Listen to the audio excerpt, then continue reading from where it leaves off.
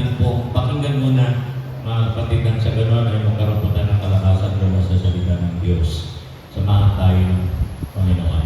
So, bago ko po i-share ang salita ng Panginoon, mga kapatid, sa Panginoon ay meron po akong isang tanong sa inyo. At ito po yung aking pong gustong itanong sa inyo. Ano po sa tingin ninyo ang the most powerful computer na nilikha? Sa tingin ninyo, ano po ang pinakamaganda, pinakamagaling, pinaka-latest na computer na nilikha?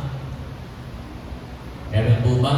Meron po ba kayong gustong sabihin? Siguro, sa isipan natin, siguro pinaka-latest ay ganitong computer, ganito ang kanyang pinakamagaling, at maaaring ang iba ay magsabi, siguro wala na yata gagaling pa sa AI o yung tinatawag na artificial intelligence, mga kapatid. Pero alam niyo po, ang sagot talaga dyan, mga kapatid, ang pinaka-powerful computer ko, mga kapatid, ay walang iba kundi ang human brain. Ano po ba tayo? Ang human brain. Okay, hawak sa brain. Okay, yan po ang pinaka-powerful computer, mga kapatid, sa mga ating utak. Yes po, meron po AI, pero lagi natin tatandaan, ano man ang alam ng AI, galing pa rin po yan sa human brain. Amen? Hindi po kasi siya malilikha, hindi siya magkakaroon ng AI, mga kapatid, kung walang tao na lilikha sa kanya. Tama po ba? Hindi po ba tayo, mga kapatid, yung human brain, ginamit yan para malikha po yung AI na yan, mga kapatid, sa Panginoon. Alam niyo po, ang ating brain, mga kapatid, ay meron pong tinatawag na RAS. Ano po yung RAS?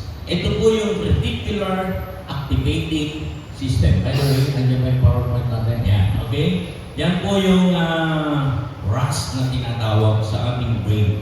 Yan po ay located sa ilalim, mga kapatid, sa base part of the brain. Nandun po sa ibaba, mga kapatid. May ilalim po yan. Pero ano po ba ang role nito?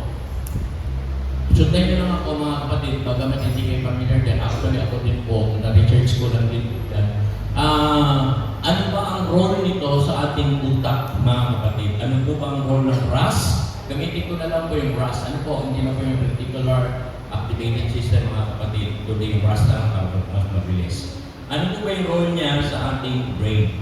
Ang role po niya, alam niyo po, ang ating brain ay lagi siyang tumatanggap ng mga information araw-araw, per seconds, per minute, per hour. Ang dami niya pong tinatanggap na information. Yung ating utak, mga kapatid, marami po yung tinatanggap na information sa bawat segundo, sa bawat minuto, sa bawat oras, sa bawat araw. Nandiyan po yan, mga kapatid. Active siya. Hindi siya nagpapahinga. Kasi po, ang tao po ay meron pong different senses. Ano po yung different senses? Alam natin yan, yung sense of touch, sense of smell, sense of sight, sense of taste, sense of hearing. Lahat po ng yan, nagpa-function yan. Pag yan ay nag-function, idadala niya po lahat doon sa brain. Mga kapatid, nakaramdam ka ng mainit, papasok niya sa brain yun, sasabihin mo, ang init. Nakakita ka ng maganda, sasabihin ng iyong brain, yung bagay na yun ay maganda. Nakaamoy ka ng ganito, yung bagay na yan ay mabango. Mabango. yung brain natin, ang tatanggap ng lahat ng yan. Mga kapatid, nagpa-function po yan. So lahat ng yun, magpapadala sila ng informasyon yan po sa ating brain. Kaya yung brain po natin, mga kapatid, yan po yung, ang role niya, ito. Una-una, siya po yung gatekeeper of the brain. Okay? Siya po yung bantay doon sa brain natin. Habang ang ating utak ay tumatanggap po ng maraming impormasyon, mga kapatid, ang papapasukin niya lang, mga kapatid, at ipaprocess ng RAS, mga kapatid, ay yun lang po mga bagay na sa tingin ng may-ari ng brain ay importante. Hindi lahat, mga kapatid, hindi lahat na pumapasok sa brain ay ini-entertain ng brain. Kung ano lang yung importante sa'yo, yun lang ang ipaprocess ng RAS. Okay? So ngayon, paano malalaman po ng RAS yung importante? Yan. Paano malalaman yan? Depende po yan sa focus natin. Kung ano yung gusto mong isipin. Kung ano yung gusto mong mangyari, ano yung kung saan nakasentro ang isipan mo, yun lang ang papapasukin niya. The rest, hindi niya na-entertain, mga kapatid. Kaya, yung pong RAS, ang i-entertain niya lang ay kumukuha ng iyong atensyon. Yung kumukuha ng iyong pansin, mga kapatid sa Panginoon. Millions of information yan, pero hindi niya entertain yun. Ang ipapractice niya lang ay yung kung saan nakafocus ang iyong isipan. Ano yung gusto mong isipin? Hindi lahat. Ulitin ko ha, kung saan ka nakafocus, doon lang po magpaprocess yung brain at yun lang ang kanyang i-entertain. Mga kapatid, para makita niyo po, mga kapatid, ito po yung RAS na ito, ina-highlight niya po yung pong mga bagay na kung saan tayo nakafocus. Halimbawa, bigyan ko kayo ng example. Lahat ng tao po na umatin ng concert, sino po nakatinan ng mga concert? Mga nakatinan ng concert. Okay. Pagka tayo po ay pumunta sa isang concert, mga kapatid sa Panginoon, iba-iba ang napapansin ng mga tao sa concert.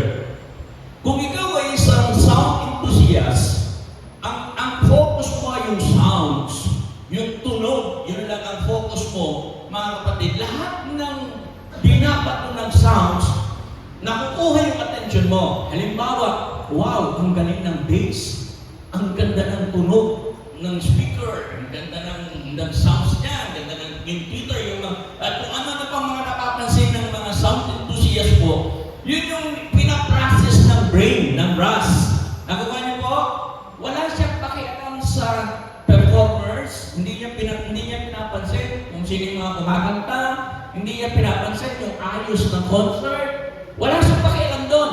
Ang pakialam niya lang yung sound. Kaya, wow, ang galing, ang ganda. Nakuha niyo po, mga kapatid, hindi niya pinapansin. Paano ba inayos yung bangko? Paano ba na-prepare yung venue? Hindi yun. Yung sounds po, yun ang pinaprocess ng RAS. Kasi doon siya nakafocus. Nakuha niyo po. Same with, doon po sa mga, ang pagkukuha naman ng iba, mga kapatid sa Panginoon ay yung, yung ilaw, yung ganda ng ilaw, yung kung light enthusiast. Ang pinapansin naman niya ay yung ilaw. Wow, ang galing ng ilaw doon sa concert na yun. Iba ang mga high-tech. Okay? Ang galing. Wala naman siyang pakialam sa sounds. Wala din siyang pakialam sa kung ano pang mga bagay. Kundi ang pinaprocess lang ng kanyang isip, namamanga siya sa ganda ng mga kulay sa concert. Nakukuha niyo po bang ibig kong sabihin? Yan po yung trabaho ng RAS. Kung saan ka nakafocus, mga kapatid, yung concern mo, yun ang ipaprocess niya. Hindi lahat ng information. Bagamat nandun yung sounds, nandun yung lights, nandun yung decor, lahat na ng arrangement, nandoon. Kung saan ka lang nakafocus, yun lang ang ipaprocess ng RAS. Kaya nga, madalas lumalabas sa ating mga bibig yung hindi mo kasi alam ang iniisip ko. Minsan sinasabi natin, iba yung isip mo sa isip ko. Totoo yun. Kasi iba-iba po ang pinaprocess ng ating RAS. Nandiyan po ba tayo? Nasusundan niyo po ba ako, mga kapatid? Kaya nga, hindi mo pwedeng ilipat sa kanya yung RAS mo, hindi mo pwedeng ilipat sa kanya yung focus mo, kasi iba yung focus niya. Nandiyan po ba?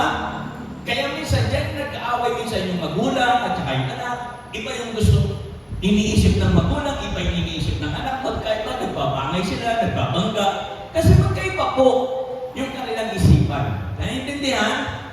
Yan po yung dahilan, mga kapatid. Kaya yung RAS na yan, napaka-importante po niyan sa buhay natin. Mga kapatid, kailangan po binabantay natin kung ano yung pumapasok sa ating isipan. Kasi yun lang po ang ipaprocess niya. Yung focus natin. mga kapatid, kung ano yung importante.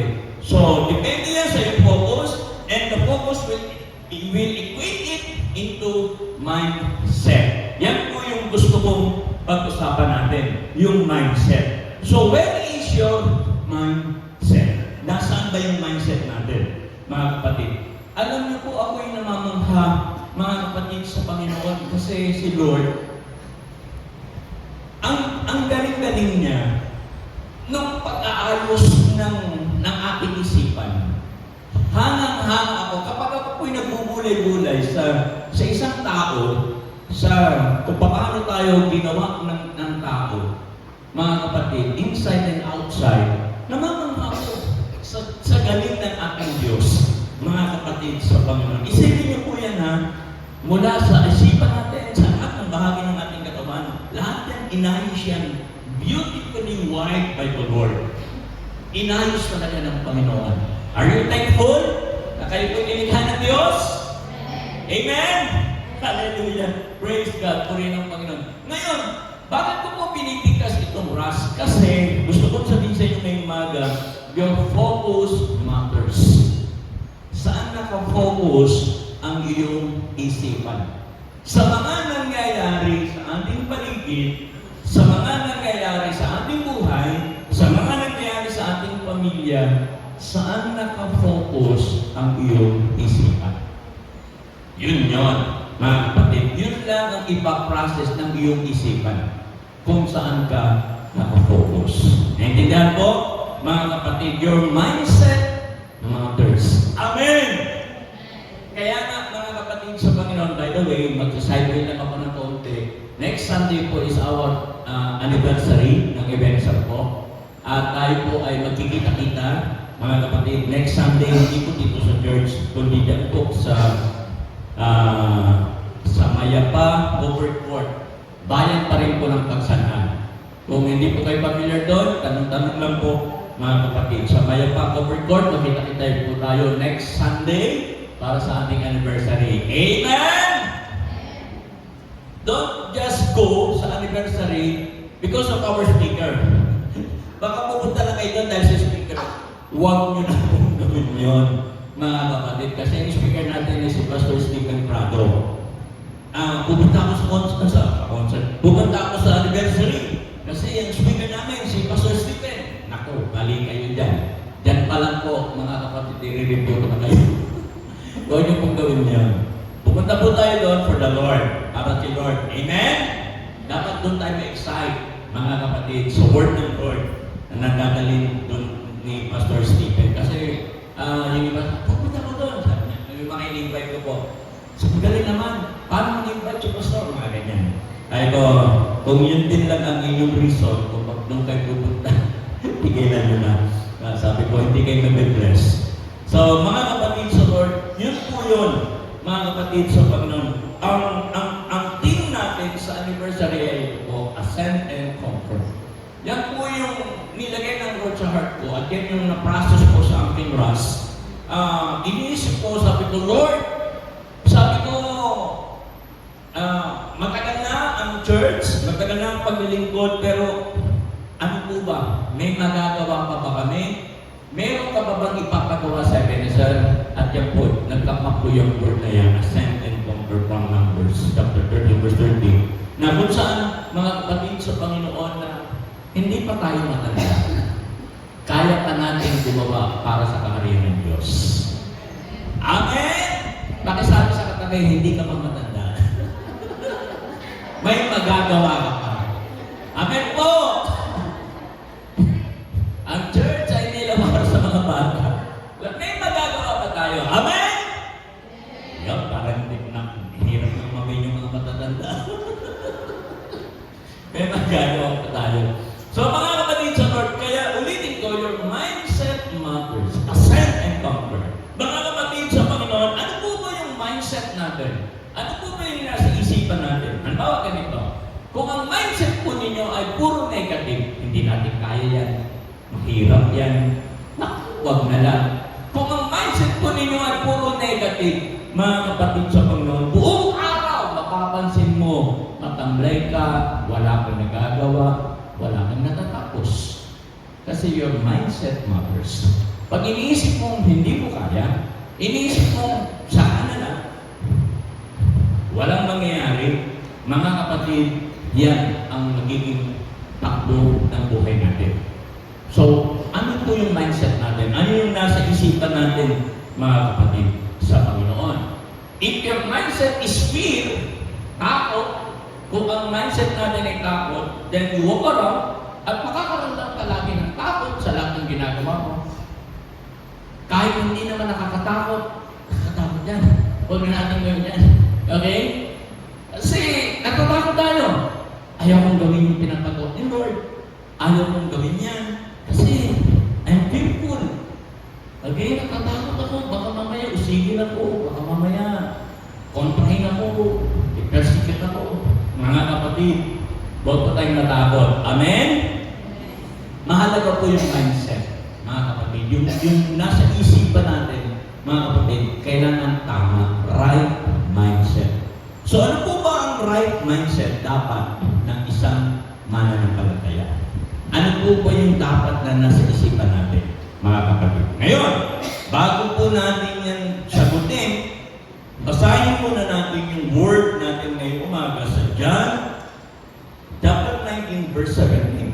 Siguro inisip nyo, kinalaman dito sa aming topic o sa title namin.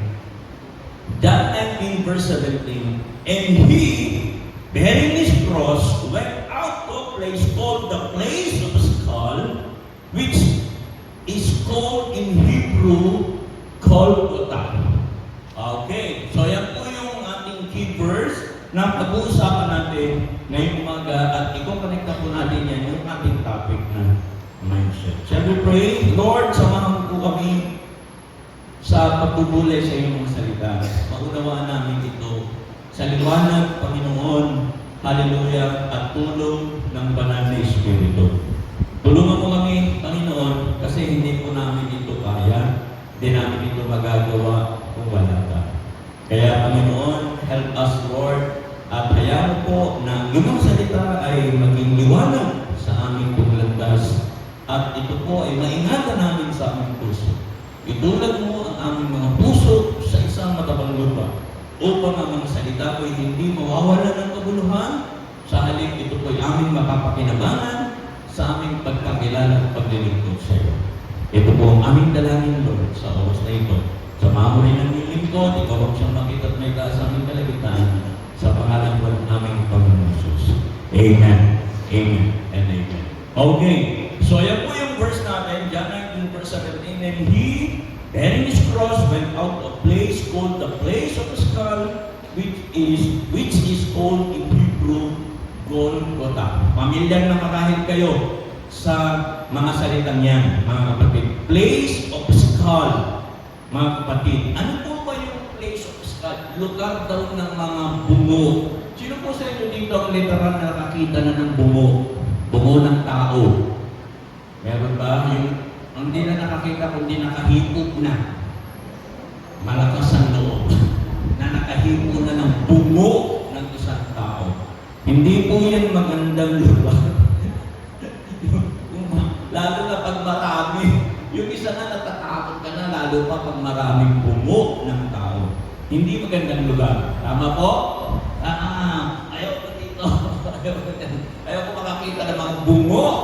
Actually, yan po yung ginagamit sa mga horror movies, di ba? Yung mga bungo, nagdala. buhay na bungo. Parang gano'n, sa mga horror movies. Hindi siya maganda. Nakakatakot siya lugar. At hindi natin gugustuhin pumunta sa mga ganyang lugar. Amen? Kasi ang place of skull is a place of no hope. Wala nang pag-asa yan. A place of death, mga kapatid.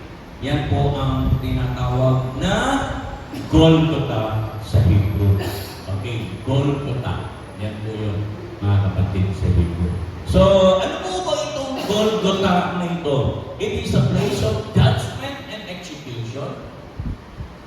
Hahatulan ka dyan, parurusahan ka dyan, mga kapatid, the finality of death. Okay? Yan na po yung lugar kung saan talaga tayo po ay mamamatay.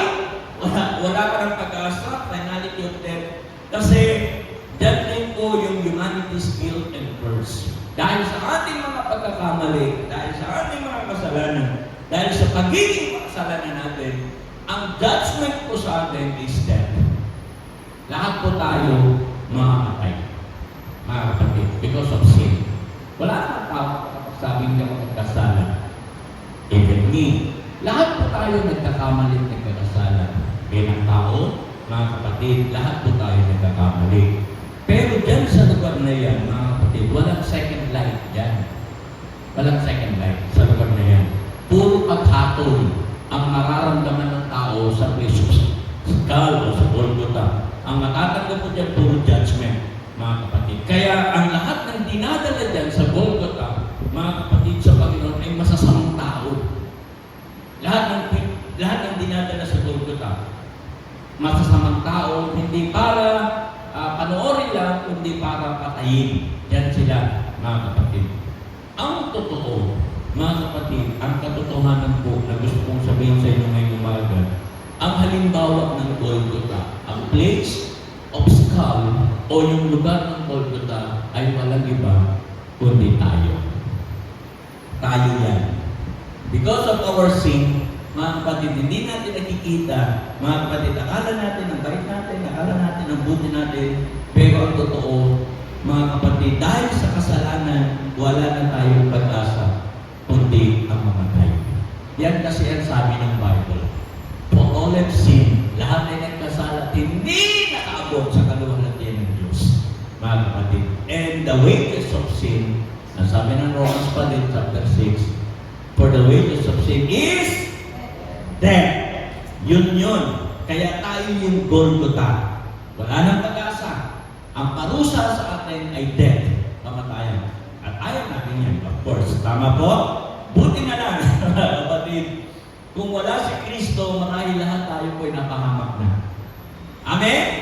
Mga kapatid sa Panginoon. So, tingnan natin yung Golgotha na yan. Kaya Golgotha is a place of death.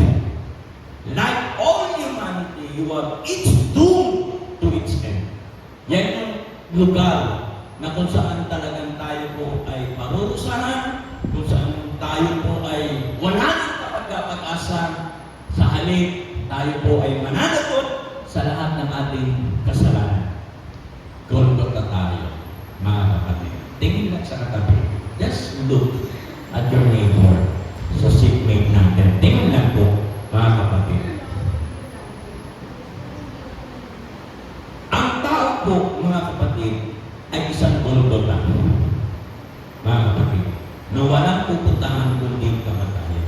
Pero ang ganda ng verse na binasa natin kanina, ituloy natin, balikan natin, John 19 verse 17. Yung unang bahagi, ang sabi doon, and He, it is Jesus, bearing His cross, went out to a place called the place of skull. Doon sa kawalan natin ng pag-asa, place of skull, Golgotha tayo, mga kapatid, binisita tayo ni Jesus na dala-dala ang kanyang krus. Para hindi kayo masaya. Doon sa kawalan natin ng pag-asa, doon sa kung saan tayo mapapahamak na, dumating si Jesus. Amen? Pumunta siya doon sa lugar ng plate, yung skull, mga kapatid, it's called in Hebrew Golgotha. Buti na lang, mga kapatid, sa Lord. Hindi sa Golgotha natapos ang ating buhay. Amen po.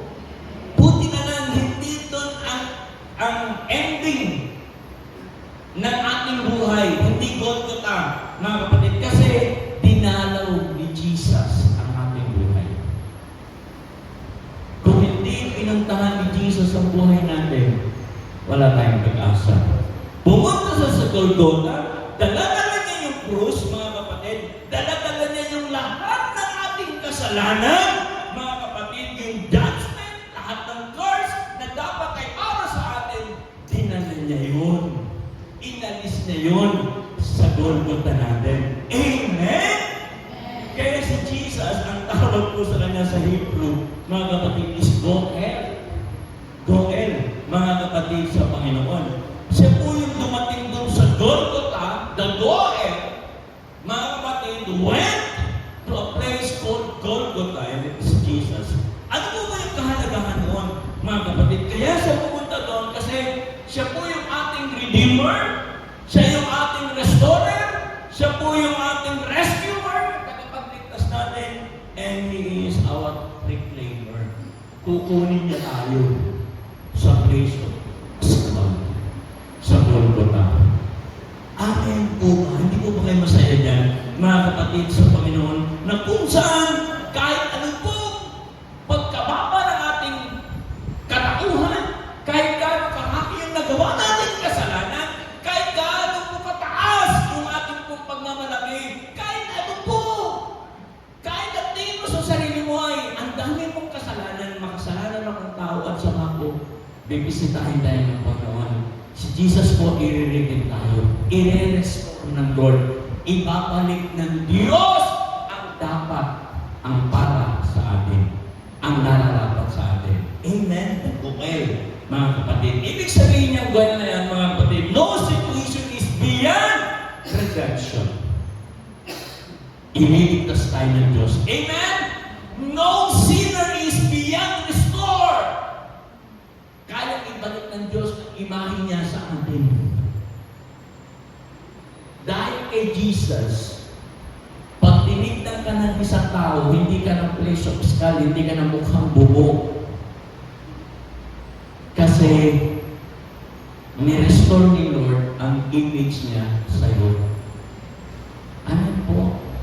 Kaya pag wala po si Jesus, mukhang bubo. Pero dahil kay Jesus, gumanda ka na muli. Tignan mo yung katabi mo. Anong nakikita mo sa kanya? Maganda ba siya mukhang buo? Mukhang place of skull to ah. Ang bulto tayo ko. Binalik ng Diyos yung kanyang image sa atin. Amen? Nandiyan po ba kayo, mga kapatid? Yung gustong, yung ginawa ng Lord, yung gustong gawin ng Panginoon Yesus sa atin, the Goel, mga kapatid, no identity is beyond reclaim. Ibabalik ng Diyos talaga yung image natin nung tayo pinilikha ng Diyos. We are created in the image of God. Amen? Amen po? Bakit parang hindi kayo masaya sa katabi niyo? Kamayan niyo na. Talaga nakikita mo sa image ni Lord. Hindi ka na mukhang Golgotha. Amen! Hindi na siya mukhang Golgotha. Mga kapatid sa Lord. Kasi yung image ni Lord na sa kanya. Buti na lang sa Goel, mga kapatid. Kaya pala, mga kapatid, the Goel came to Golgotha kasi meron po siyang kailangan gawin. Kailangan niyang i-restore yung image natin. So, the Goel made that Golgotha. Nung siya'y nagpunta doon, ang dala-dala niya ay hindi judgment. Ang dala-dala niya ay grace. Biyaya, mga kapatid. So, ano po yung tamang mindset? Ano po yung tamang mindset natin, mga kapatid? Ito po yung tamang mindset. Everything we are, everything that we do, lahat ng gagawin natin, lahat ng gagawin nating paglilingkod, ano man ito, mga kapatid, it's all pure grace. Sabi natin, pure grace. Lahat ng ginagawa natin ngayon, na paglilingkod sa Diyos, pagsimba, pagpapagamit, ano man ang ginagawa ninyo para sa Lord, mga kapatid, ito ay dahil sa grasya lang ng Diyos sa iyo. Kasi Golgotha ka eh. Pero dahil kay Lord, natanggap mo yung grace ng Lord. Kaya lahat ng ginagawa natin, hindi na galing sa atin, hindi na galing sa Golgotha, galing na kay Goel. The grace of God. Amen? Kaya na, mga kapatid, tayo, lahat tayo pupunta sa judgment, sa death. Mga kapatid, dapat doon tayo, pero hindi na yun, mga kapatid, because of the Lord, nabigyan tayo ng pagkakataon na magawa yung tama, binigyan tayo ng Panginoon ng pagkakataon na makapaglingkod sa Kanya, yun ay dahil sa biyaya ng Diyos. Amen po. Lahat ng meron tayo, lahat ng gusto nating gawin, lahat ng gusto nating maabot, it's all by the grace of God. Sola gracia. Grace alone. Wala nang iba pa. Wala nang iba pa. Bibigyan ko po ng liwanag yan, mga kapatid. So,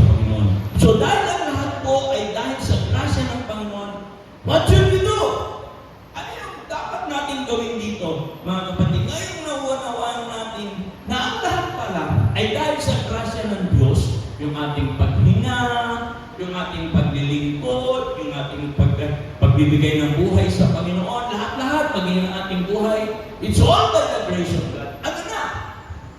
Ano na, mga kapatid? So, ito po ang unang-unang gagawin niya. Give God a genuine worship. Give God a genuine worship.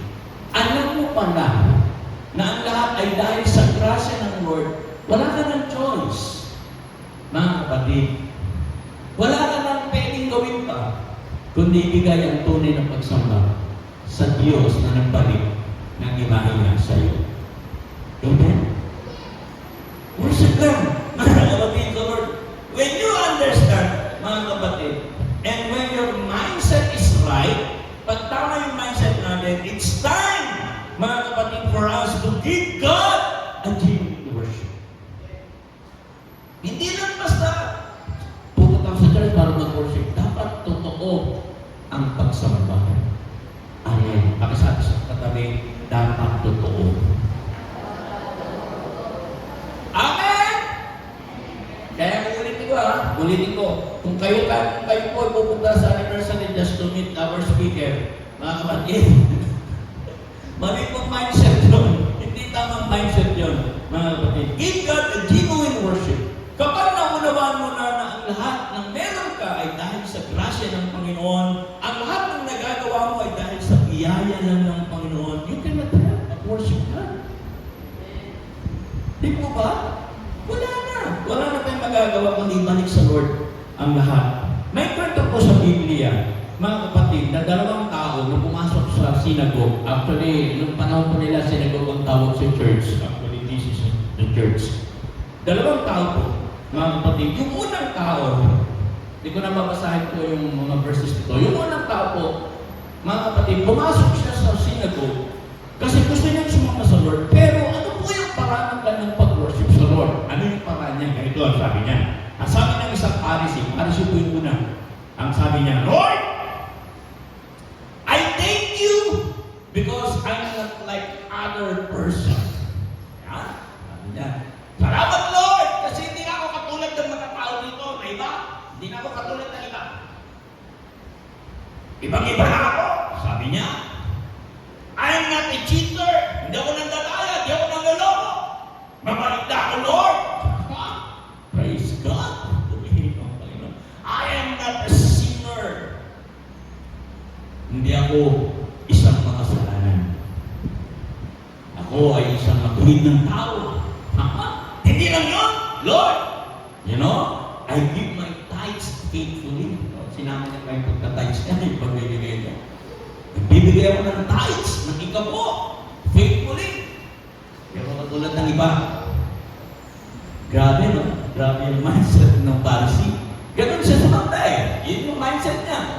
Nagpunta siya sa church at pinagmamalaki niya yung kanyang mga ginagawa, mga kapatid. Ang mindset niya, kaya siya nakakapaglingkod ay dahil sa kanyang sariling righteousness.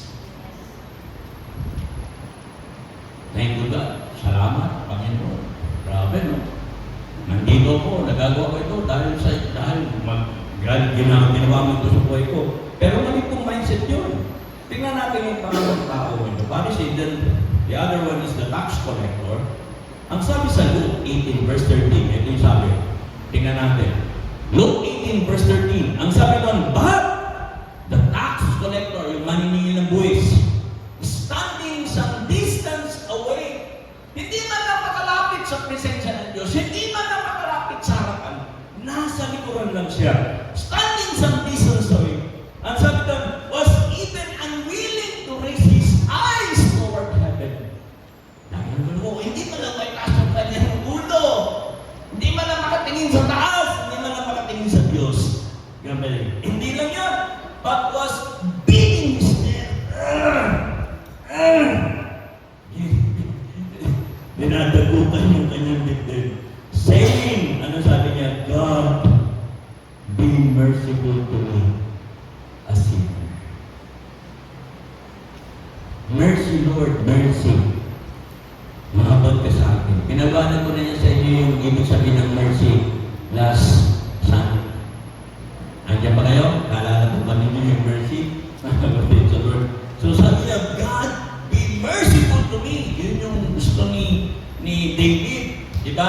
Yung mercy, mga kapatid, God be merciful to me, the sinner.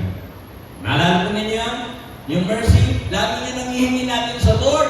Mga kapatid, yung mercy. Amen! Para ma-remind lang ko kayo baka kasi nakalimutan ninyo. Yung mercy po ay pagtitindig ng wall. Patuloy na pagtitindig ng wall para sa ating proteksyon at para sa proteksyon ng ating pamilya. Yan po ang ibig sabihin ng mercy. Hindi ko na-explain yan sa inyo kasi last Sunday din-explain ko na yan sa inyo, mga kapatid sa Panginoon. So yun yung prayer ng tax collector. God, be merciful to me. Mahabag ka sa akin na isang makasalanan. Grabe, no?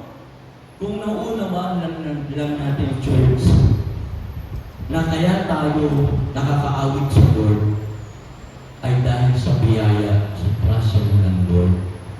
Kung bakit tayo nakakapag-pray, nakakapanalangin, it's all by the grace of God lamang. Kung bakit tayo nakakapagtaas ng ating kamay, it's all by the grace of God. Kung naunawaan nyo lang, kung bakit kayo nasa church, it's all by the grace of God. Kung nangiintindihan nyo lang, mga kapatid, na lahat ng ginagawa natin para sa Panginoon ay sobrang grasya. Biyaya lang talaga ng Panginoon. Kung naiintindihan niya, mga kapatid, yan po yung magbibigay sa atin ng tunay na pagkakilala sa Panginoon. Alam niyo mga kapatid, naman ko'y bata pa. Yung magulang ko po, actually may lola, siya po yung nag-start na magdala sa kanyang mga apo sa church. My lola is talagang wala siyang sawa na dalhin kami mga apo niya. Marami kami. 8 po ang anak niya. Lahat may asawa na. At siyempre lahat may anak na. Ang dami namin na. Madami kami. Mga apo, dinadala sa church, dinadala sa Sunday school. Grabe si Lola, mga kapatid. Ang lola ko, wala po siyang tigil, mga kapatid. At talaga pong walang kasawa-sawa. Mga po, linggo na! Pista! Linggo na! Cheese pa tayo! Grabe ang aking lola, mga kapatid sa mga. So, lahat kami dinadala sa church. So, ibig kong sabihin ay ganito. Lumaki po ako sa church. Ako po ay naging pamilyar na sa kalakaran sa church. Paano gagawin, paano dapat gawin, ganito. Nagkaroon po ng familiarity sa akin, yung church. Kasi si Lola, bitbit kami lagi sa church. Pero alam niyo po, mga kapatid sa Panginoon, ang kahangahan niya sa biyaya ng Diyos sa buhay. Kahit alam ko na po yung mga songs, familiar na ako sa mga inaawit namin sa worship, kapag ako po'y sumasamba sa Panginoon at nakakita ko ng grasya ng Diyos sa buhay ko, hindi po nawawala yung pasasalamat ko sa Lord kung paano niya ako minahal, kung paano niya ako inibig. There are times, mga kapatid sa Lord, dahil sa grace ng Lord, mga kapatid sa Panginoon, yung inaapit ko, nangungusap sa akin. I'm not just singing. It's all by the grace of God. Pamilyar na ako sa mga Christian songs. Pamilyar na ako sa pag-worship. Pero every time na nakikita ko yung grasya kung paano magiligtas ng Lord, kung paano ako inalagaan ng Panginoon, hindi ko mapigilan na pasalamatan ng Diyos sa buhay. Kung bakit ako nakakatayo ngayon sa harapan mo, it's all by the grace of God. Ano ba? Sino ako? Mga kapatid, it's all by the grace of God. Dahil lang sa biyaya ng Lord. Kaya every time, mga kapatid, dati ko nakikita, Lord, salamat sa chance. Salamat sa pagkakataon na binigyan mo ako ng pagkakataon sa bayan ka. Salamat na binigyan mo ako ng pagkakataon makakanta para sa iyo. Salamat, Lord. Kung wala yung grasya ko, hindi ko yan kaya. Hindi ko kaya. The grace of God, mga kapatid sa Panginoon, hindi minsan hindi ko makomprehend kung paano ko ako minahal ng Panginoon and I almost find myself in tears. Every time. Mga kapatid, kahit sa tumusunod, binubuli ko ang Lord, ang kabuti ng Panginoon sa buhay ko.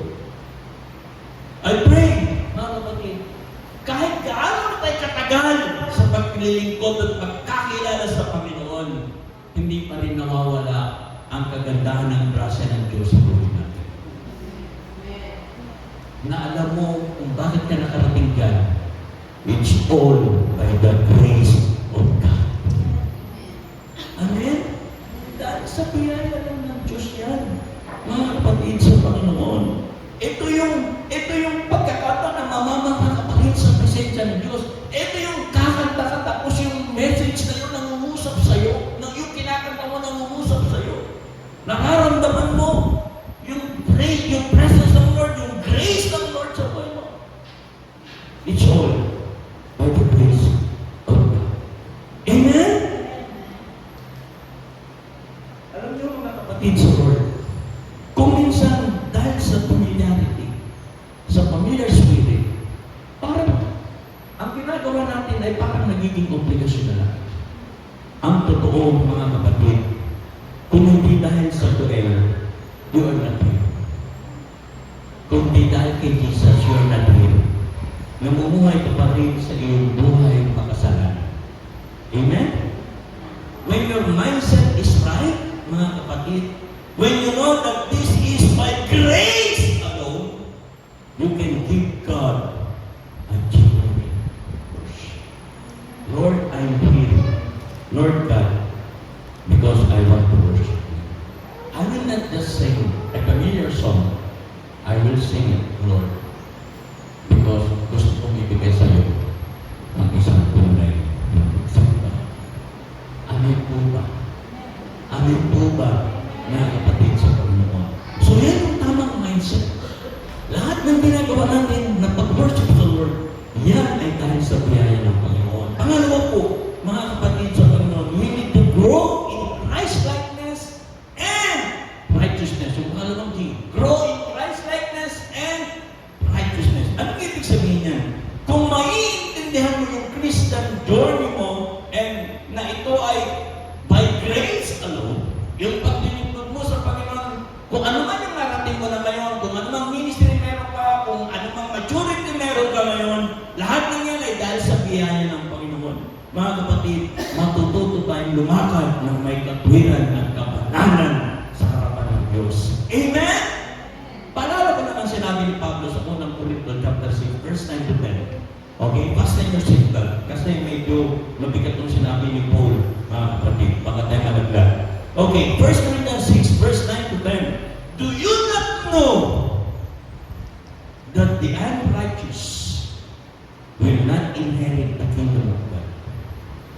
Do not be deceived, neither fornicators, nor idolaters, nor adulterers, nor homosexuals, nor sodomites, nor thieves, nor covetous, nor drunkards, nor revilers, nor extortioners will inherit the kingdom of God.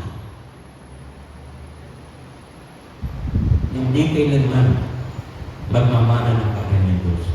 Basahin natin sa Tagalog para mas maunawaan natin, mas maintindihan natin. Unang Korinto, Kapitulo 6, talatang 9 o talatang 9-10. Ang sabi niyan, ang mga hindi matuwid ay hindi magmamana ng paghahari ng Diyos. Hindi ba nyo alam yan? Huwag kayong magpadaya, ang sabi. Ang mga nakikiyakit, ang mga sumasamba sa Diyos-Diyosan, ang mga manangalunya, ang mga bakla, ang mga gumagamit sa kapwa-lalaki, ay hindi magmamana ng paghahari ng Diyos. Maging ang mga magnanakaw, ang mga mapag-imbot, ang mga manginginom ng alak, ang mga mapanirang puri, ang mga sakim, ay hindi magmamana ng paghahari ng Diyos. Church, we cannot deceive God.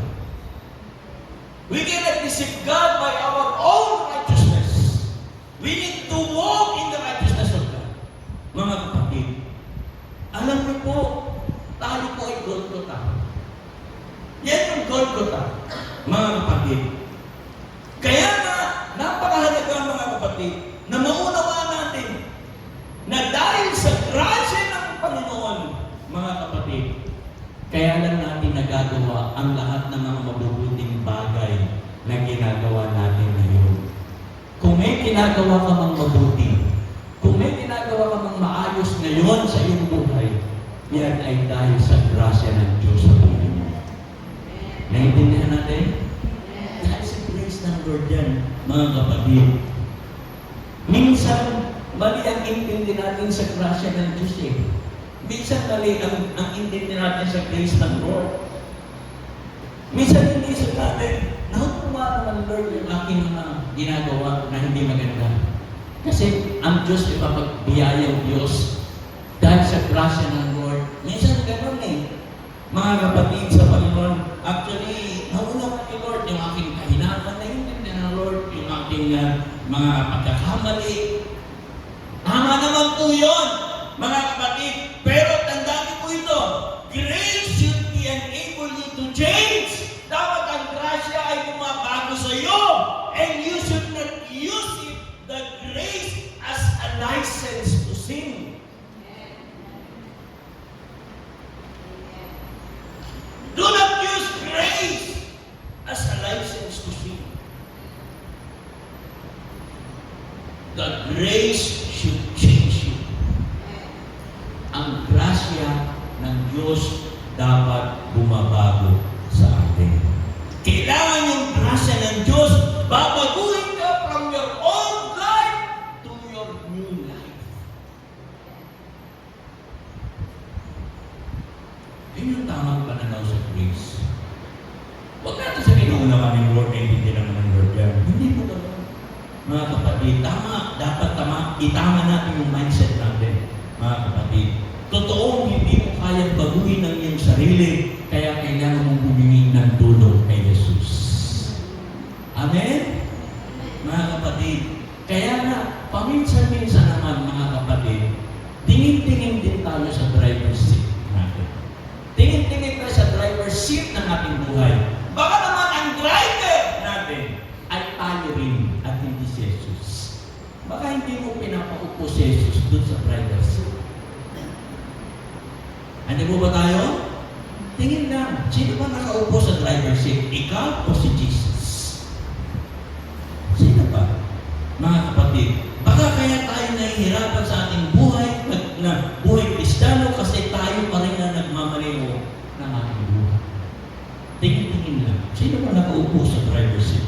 Ikaw o si Jesus? Ang sabi ni Lord, I am the way, mga kapatid. Who saw your words? Nakikita mo yung mga kapaltakan, yung mga hindi magiganda sa buhay mo. And chooses you. Pinili pa rin tayo ni Lord. Amen! Grabe! Pinili pa rin tayo ni Lord. Kaya walk in righteousness. Church, malapit na tumating ang Panginoon. Ang dami nang nagaganap sa ating mundo kung pagkaklan ko tayo. Ang dami na. Ang dami na. Sa ating bansa na lang. Sa mga churches po, mga kapatid, hindi lang tayo, marami po, mga kapatid, na mga iglesia ng Panginoon, na dumadaan sa maraming pagsubok sa paglilingkod sa buhay. Sa tingin-tingin din, tingnan niyo po yung mga nangyayari ngayon sa Nepal, sa Amerika, itong nakaraan lang, nangyari kay Charlie, di ba? Nawalang kabog-kabog. Pinatay, dahil nagnangaral lang ng mabuting balita.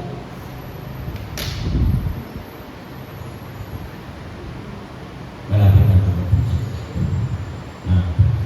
Kaya, bago kung mangyari yan, lakad lang at patuloy lang tayo sa paglakad sa katwiran ng Diyos. Amen? Pangatlo, panghuli. Ano ba yung mindset ng by grace alone? Pangatlong G. Go and serve passionately. Amen? Go and serve passionately. Ascend and conquer. Mga kapatid sa Lord, hindi karapat-dapat, mga kapatid. Tayo po'y hindi karapat-dapat. Ako po'y hindi karapat-dapat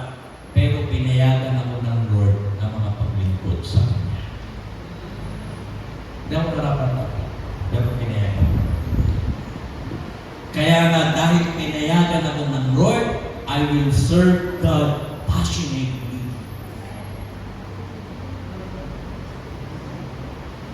Anong ibig sabihin ito? Dahil pinayagan ako ng Lord na makapaglingkod sa Kanya, gagawin ko ito ng may init. Gagawin ko ito ng may passion. Mga kapatid, lahat ng pinagkatiwala sa akin ng Panginoon, ano man ito, gagawin ko ito ng may passion. Hindi yung may house lang. Mga kapatid, alam niyo ba sinabi ni David sa Psalms 84 verse 10? Sabi niya dito, napakaganda ng kanyang sinabi, better is one day in your courts than 1,000 elsewhere. I would rather be a doorkeeper in the house of my God than dwell in the tents of the wicked. Ano bang ibig na sabihin dyan?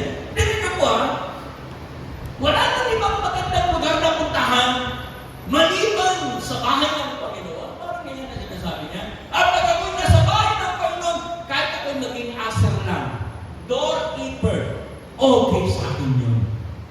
Wala na po akong reklamo dyan. I would rather be a doorkeeper in the house of my God. Amen? Amen po? Grabe po. Hindi nga eh. Bagamat magaling siyang musician, mga kapatid, si David is a great musician po, nakapahusay niyang tumugtog ng alpa. Pero sabi niya sa verse na yan, kapatid, pag ako'y nasa court ni Lord, pag ako'y nasa bahay ng Panginoon, kahit ako i-assign na assign, okay mo sa akin. Natala po, taga-akay lang ng mga anak ng Diyos, sa kanilang mga upuan, taga-entertain ng mga tao, okay na sa akin. Pero, mga kapatid, nakikita niyo po yung paglilingkod ni David, mga kapatid, may passion yan. Nakikita man o hindi ng iba, gagawin niya ang lahat para sa Panginoon. Kaya mali po yung mindset. Mali po yung mindset na kaya ka naglilingkod dahil ang galing mo. Huwag niyo pong isipin na kaya tayo nakapaglingkod sa Lord at kaya tayo nabigyan ng ministry dahil ang galing natin. Tayo yung karapat-dapat sa ministry na yan. Mali po yun, mga kapatid sa Panginoon. Kapag nabigyan ka ng pagkakataon na nabigyan ka ng ministry, kumanta, tumugtog, mag-answers, mag-ayos sa church, magbigay ng tulungan sa church, mga kapatid, yan po ay dahil sa biyaya ng Lord. Amen? Kasi pag inisip po yung ministry, na kaya binigay sa iyo dahil ikaw may kakayahan, dahil ikaw may galing para dito, ang tawag po doon, entitlement. Mga kapatid, entitlement po yun. Kaya ka naglilingkod kasi, una, dahil sa grasya ng Lord. Pangalawa, dahil sa talent mo, dahil sa iyong skill, dahil sa kakayahan mo, kaya mo nagagampanan yung ministry. Pero hindi mo maintain yung talent. Hindi mo maintain yun, mga kapatid. Kaya ka nilagay doon kasi sabi naman ilagay sa pagtugtog yung mga hindi marunong tumugtog. Sabi naman ilagay sa pagsusonglig yung mga alto. Yung mga alam tono. Talagay naman. Pero mga kapatid sa Lord, ang tamang mindset po dahil sa grasya ng Lord. Amen? Dahil sa talent na binigay ni Lord sa Lord, gagamitin ko ito, I will serve God passionately. Ibibigay ko ng tama sa Panginoon. Lagi natin tandaan, undeserved grace fuels true service. Kapag nakita natin na yan ay dahil sa grasya ng Lord, mas magiging makabuluhan ang ating paglilingkod sa Panginoon. Entitlement destroys it. Sisirain niya ng iyong paglilingkod. Entitlement kills true service. Kaya mapapansin niyo po, yung mga nabibigyan ng ministry, pag inalis sa ministry, nagtatampo, umaalis, kung saan ang pupunta. Kasi entitlement yun eh. Ba't ako inalis sa ministry na ito? Bakit hindi ba ako deserving? Mga kapatid, grasya lang ng Diyos. Amen? Kaya ako naging pastor dahil sa grasya ng Lord.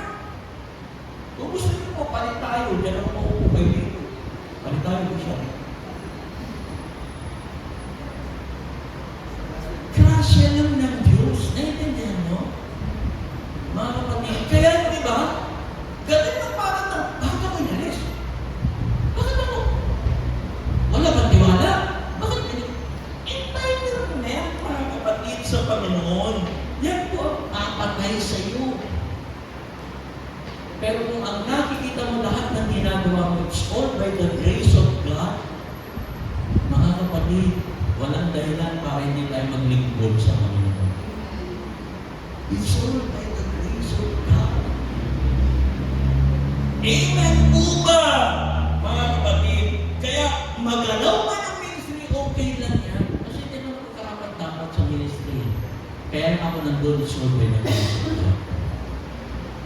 Naintindihan po? Kaya di ba, hindi nila naintindihan na kaya maglilingkod din sa Lord, nasisira na, nalilingkod na kung saan napupunta. Kasi, entitled na. Kung kaya ka naglilingkod, kung kaya ka may ministry, pakaramdam mo kasi ang galing-galing mo, mga kapatid, nagkakamali ka na. Amen? Ano po ba tayo? Gusto kong sabihin sa iyo na marami pang mas magaling sa iyo. Hello? Marami pang mas magaling sa iyo. Pero pag nabigyan ka ng pagkakataon na mag-mount ng isang ministry, pag nabigyan ka ng pagkakataon na gamitin ang iyong talento, gamitin mo yan passionately because of the grace of God. Amen! Pagpapakan natin ang Panginoon! Lagi natin tatandaan yan, mga kapatid! Kung naglilingkod tayo sa Panginoon, binigyan lang tayo ng grasya ng Lord. Kaya anuman yung talento natin, gamitin natin para sa Kanya. The right mindset will guide you to serve God passionately. The right mindset, mga kapatid, sa Panginoon.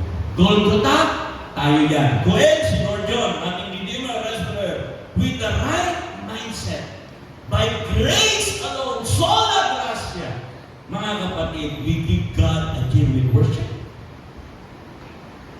We grow in Christ-likeness and righteousness. We go and serve passionately. All